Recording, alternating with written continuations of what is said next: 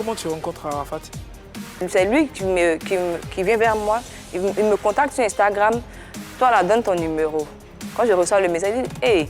Je donne le numéro WhatsApp et c'est comme ça qu'on commence à se parler sur WhatsApp de temps en temps. Tu fais quoi? Ça va? Et tout. Quand il y a un petit buzz, je lui envoie un message. Ah, il a vu ça, hein? Il me dit, ouais, c'est vrai aussi, moi aussi j'ai vu ça. Et on communique comme ça, on discute. Mais ma stratégie sur les réseaux ne change pas. Je suis toujours constante. C'est mon mari, c'est pas mon mari. En fait, par là, on se réconcilie. Enfin, en toute honnêteté, est-ce que tu es amoureuse d'Arafat ou est-ce que tu étais amoureuse d'Arafat Didier? Oui, j'ai aimé Arafat. Pas aimé comme j'aime Hervé, qui est mon collègue. Est-ce que tu étais amoureuse de lui? J'ai aimé Arafat. Je l'aime et je l'aimerai toujours. Non, eux, ils sont faits pour Non, laissez-moi finir. Ok. Arafat, c'était un homme. Moi, j'étais une femme. Lui et moi, on pouvait être ensemble. Hervé, c'est un homme, oui, une femme. Non, lui et moi, on pouvait être ensemble. Donc, oui, j'ai aimé Arafat. Je l'aimais d'un amour très amoureux. Oui, j'ai aimé Arafat. Mais je ne peux pas être avec quelqu'un qui est déjà avec quelqu'un. Ah, tu l'aimais secrètement? Non, pas secrètement. Non, j'ai jamais aimé Arafat secrètement. J'ai toujours avoué. Tu l'as dit hein, sur ce plateau d'ailleurs, tu l'as dit, oui. Si Arafat te demandait en mariage, tu allais accepter. J'allais accepter. Oui, j'allais accepter. C'est ce que je disais. Donc tu étais amoureuse quelque part, mais tu savais qu'il était avec quelqu'un.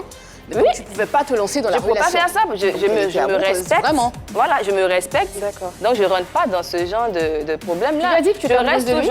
Je reste toujours. Non, pas du tout. Ça ne sert à rien de dire à quelqu'un je suis amoureuse de toi, alors que je ne peux pas suivre, je ne peux pas terminer ce qui se passe. Ah d'accord. Oui. Mais est-ce que pour de vrai, il t'a fait des avances, il t'a demandé d'être sa copine ou quelque chose de ce genre? Honnêtement. Quoi ça? Honnêtement. Honnêtement. Oui. Il te l'a demandé. Non, mais Arafat là, Yann. Oui ou bien non? C'est pas à moi, Yann. C'est pas à moi. Anis, est-ce qu'Arafat t'a demandé d'être sa copine ou quelque chose de ce genre? Mais bien évidemment, je suis une jolie fille. Et quand tu me regardes, bien évidemment, je ne peux pas être avec Arafat alors qu'il est avec quelqu'un. Moi, j'ai dit, si Arafat n'était pas avec quelqu'un, que moi j'étais célibataire, on allait être en couple aujourd'hui où je vous parle. Donc, tu entends nous dire que tu as... Quelqu'un dans ta vie? Tu as cassé son cou. En bref, comme on dit, c'est en Côte d'Ivoire. Non, j'ai pas cassé. Tu n'as pas accepté ses avances. Non, j'ai pas cassé son cou. Les Chinois te regardent. On s'est respecté. On s'est respecté. Voilà. Il sait qu'il ne peut pas me prendre pour faire deuxième femme et tout ça parce qu'il me respectait. Donc, il est resté dans son Arafat. Ouais. Raconte-nous la dernière fois qu'Arafat et toi, vous vous êtes parlé. C'était... je devais être à son concert, le Moto Tour. Le deuxième concert. Je ne suis pas partie. Je ne me sentais pas bien, donc je lui ai envoyé un message pour lui dire que je ne serai pas là. Mais vraiment beaucoup de courage, que ça t'accompagne. Mais la prochaine fois, je serai là. Donc là, je te laisse, mais ne t'inquiète pas, je suis là en esprit, quoi. Je partage les trucs et tout ça. Je ne me sens pas bien. Après, je vais t'expliquer pourquoi. Puis il m'a dit, OK, il n'y a pas de problème. Merci, on est ensemble. C'était la dernière fois que... C'était quand, ça, sensiblement? Je ne me rappelle pas. C'était le concert de Trècheville? Oui, c'était avant le concert. C'était le jour même. On est à sensiblement à combien de temps avant l'accident? L'accident était le 12 août? Pratiquement une la semaine veille. avant, la veille? Peut-être la veille, puis je ne sais pas. D'accord. Eunice, comment tu apprends la nouvelle de l'accident d'Arafat? Bon. J'étais à la maison. Ce jour-là, j'avais dit que je n'allais pas me connecter même sur les réseaux. Pourquoi? Je ne sais pas, mais je ne voulais pas me connecter ce jour-là. J'ai dit que je partais dormir. Aujourd'hui, il ne fait pas de vidéo, il ne fait rien. Il est resté comme ça. Donc, c'est ma soeur qui était connectée. On était dans la chambre et puis elle a dit, mais on dit accident, Arafat a fait accident. Il dit quel accident encore? Donc, ma curiosité, j'ai dit attends, je vais voir. Donc, je regarde, on dit ah, c'est grave et tout. Ça dit oh, ça, c'est pas des... Ce sont des bêtises, c'est pas vrai et tout. Après, je vois un direct même où il était couché même à terre, il y avait le sang, les trucs comme ça. Donc, j'ai appelé Yoyo Toit Rouge. Il dit Yoyo, tu es où? Il dit non, j'ai entendu ça aussi, mais ça, là, ça doit être des accidents, il fait là. Mais j'arrive là-bas. Là, il était sensiblement quelle heure? Peut-être 22h, je ne sais pas, 22h comme ça, 22h, 23h. Donc, quand il me parle comme ça, il dit c'est bizarre. Ce n'était pas le jour là, ce que j'avais porté, je ne sais pas, mais je ne sais pas. Maintenant, ce que j'avais sur moi, c'est comme ça que je suis sortie. Je suis partie directement sur les lieux. Quand je suis arrivée, on m'a dit qu'on venait de le prendre, partir à l'hôpital et tout ça. J'ai demandé quel hôpital. On m'a donné le nom de l'hôpital directement. je me suis rendue sur les lieux avec ma sœur qui m'accompagnait. C'est comme ça que j'ai appris. Tu es donc resté à l'hôpital pendant toute la nuit? Oui, je suis restée à l'hôpital. Qu'est-ce que tu as fait cette nuit-là quand tu étais à l'hôpital? Je suis partie comme tout le monde, il y avait les autres aussi. Ali Leco, ses gars du corps, ses amis avec qui il était. Et il y avait aussi Carmen même qui était là. Il y avait Vanessa Fashion. Comme tout le monde, on est venu, on était inquiets. Donc on voulait savoir si ça allait, son état et tout ça. Donc j'étais là, j'attendais. C'est tout. Je suis restée là. Après, on attendait, on devait recevoir des nouvelles pour voir si ça allait mieux, pour être un peu plus détendu.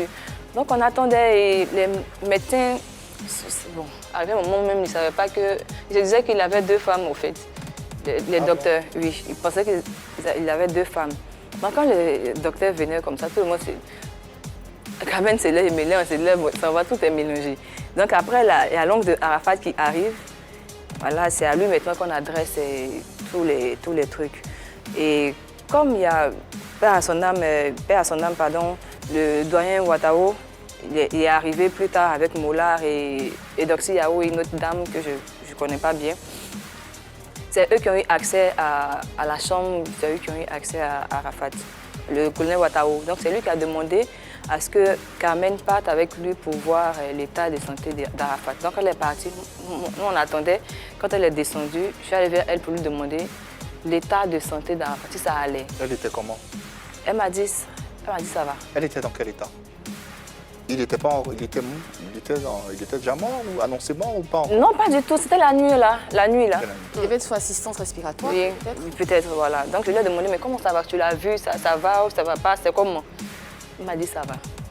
Quand elle a dit ça va, il dit c'est que c'est pas, voilà. Donc je vais à la maison, je vais me changer et je reviens. Donc j'ai dit à Vanessa Fashion, je crois, quand je suis partie à la maison, me changer, je suis revenue. Quand je suis revenue, après elle aussi, André partait à la maison se changer pour revenir. Donc comment je suis arrivée? Il était quelle heure quand tu revenais? Peut-être il était peut-être 5 heures. 5 heures du matin. Parce qu'on est resté là-bas quand même toute la nuit, longtemps. très longtemps. Donc après je m'en vais, je reviens peut-être 5 heures, 6 heures. Et elle aussi, elle partait à la maison. Donc, je suis restée avec Ali Leco, il y avait ces gars du corps là, les autres et tout, on est restés, avec l'oncle aussi d'Arafat. Quand je suis arrivée, il y avait la tante aussi d'Arafat qui était à l'intérieur. Quand je suis rentrée, il y a le docteur qui m'a dit, mais voilà, tu peux aller voir ton mari maintenant, tout ça. J'ai dit, comment ça d'aller le voir? Il dit, non, tu peux aller le voir, vous êtes sa femme, non? Il a dit, oui, mais on dit les visites commencent à 17h. Donc moi, je vais attendre à 17h en même temps. Pourquoi? S'il dort, il aller les regarder, c'est quel bloc encore je veux faire là. Donc le docteur a commencé à arriver. J'ai dit, ok, donc on va attendre. Donc je suis sortie et j'attendais avec les autres. Normalement, ta réaction, tu devais être... Pressée d'aller le voir, pour être rassurée aussi. Non, ça m'a fait... Je n'ai pas accès, je ne suis pas sa femme. Ouais, c'est ça en Non, fait. je ne suis pas sa femme, je ne vais pas rentrer dans son intimité comme ça. Je me prends pour qui? Non, je ne vais pas abuser. Je peux me rigoler, mais là c'est sérieux, c'est quelque chose que je fais. Je sais faire la part des choses. D'accord. Ce n'est pas mon rôle. Ce rôle-là, c'est le rôle de Carmen. Donc je ne vais pas venir, comme elle n'est pas là derrière, femme et puis non. Moi, c'est pas voler comme ça là. Où il y a honte dedans là, je ne suis pas dedans. Et tu Donc rentres je dans me la suis chambre? retirée. Je ne suis pas rentrée dans la chambre, je me suis retirée, j'attendais comme les autres. C'était quoi l'ambiance au sein de l'établissement médical? Jusque-là, tout allait bien. Tout allait bien, jusque-là, tout allait Ça bien. s'est gâté à quel moment? C'est gâté quand le ministre, maintenant Premier ministre de Côte d'Ivoire, que je salue vraiment avec beaucoup de respect, le ministre Ahmed Bakayoko a fait son entrée, il est arrivé. Peut-être que la nouvelle avait déjà été annoncée à l'intérieur, donc vraiment le temps, en tout cas pour moi, tout avait changé. Jusque-là, je ne pleurais pas, j'étais sereine, je disais, lui, il va se réveiller, il va venir me trouver ici. Gifler, elle est giflée là, tu vois, c'était un truc comme ça. Et puis, là, j'ai commencé... Tu as senti quelque chose en toi qui t'a dit qu'il y avait le pire qui t'est arrivé? Voilà, c'est... Qu'est-ce qui t'a fait sentir ça? Je sais pas, mais je me suis assise par terre. Tu as senti sur le visage de quelqu'un? Tu as lu? Je n'ai pas senti sur le visage de quelqu'un, rien du tout. Je me suis assise par terre. J'étais assise par terre. Et tu sais, quand tu ne veux pas pleurer, mais tu viens seule, tu ne sais pas, tu ne réalises pas. C'était l'état, j'étais assise là. Et il y avait la femme de Zoumana Bakayoko, le doyen Zoumana Bakayoko, qui m'a approchée. Elle est venue me tirer, essayer de me mettre debout. Eunice, lève-toi. J'ai dit, mais je ne peux pas, je ne peux pas me lever, je suis fatiguée. Elle dit, non, lève-toi. Elle a insisté, s'est levée et elle m'a dit, allons dehors. On est allé dehors, elle a dit, traversons la route. J'ai dit, mais traversons pourquoi? Je suis fatiguée. Elle dit, non, traversons. Donc on a traversé et elle m'a dit, ah, Eunice, c'est pas bon. J'ai dit, comment c'est pas bon? On a dit, à 17h, on va commencer les visites. Tu peux pas me dire que... C'était quelle heure? Je ne me rappelle pas bien. On m'a dit à 17h, on va commencer les visites. Tu peux pas me dire maintenant que c'est bizarre comment. Donc, elle me dit non, je ne sais pas, mais je dis comment tu ne sais pas? Elle dit non. Ah, Arafat, il est parti. Donc, quand elle a dit ça, je ne sais pas, mais le cri qui est sorti de moi, là, si tu te retrouvais au feu de la vie, je te jure que tu pouvais entendre ça. Je n'ai jamais eu autant mal de toute ma vie.